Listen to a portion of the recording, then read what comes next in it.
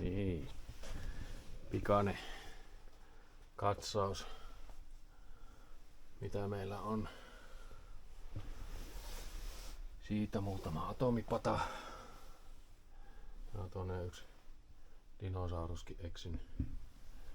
Pinskiä, Planaxia, muutama Megaboxia, Danger Zonea. Siellä on Kyttorakkia ja tuossa on noita pienempiä kaiken maailman vehkeitä. Pitää Forcea on muutama. 2, 4, 5, 6. Tai itse asiassa 7 kappaletta taitaa olla yhteensä. Tosta ja tossa on noita Argenton patoja. Naistalkkeritorri.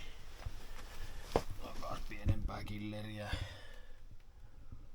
Kaiken maailman anaijaa. Nää on mysteeripatoja. Nämä Armed Squirrelia. Crocodea on 4 kappaletta. Snowmania. Sitten on taas näitä pikkupatoja sekä tossa se toi yksi Pitää Force. Tornadoa, Amigoa 2 kappaletta, Omegaa, Mörköviuhkaa. Tuo on pieniä. Sitten on Thunderball lajitelmia 2 kappaletta ja tuolla alimmaisena on Vakuuda. On siinä. Sitten on vielä säläboksi on täällä ja täällä on sitten kaiken näköistä savua. Tuommoista. Se on singlesottia. Aika hyvän kokoisia. Falloutia ja Big Boomia ja lankoja ja tropoja ja tulilankaa ja perhosia. Ai niin, oli tuossa vielä nuo jäi tuosta kuvasta itse asiassa pois. Patarivistöä. Sen semmoista. Tarroja tuli mukana 5 kappaletta ja tuommoinen. Mä olin aika vitsi. Oli niin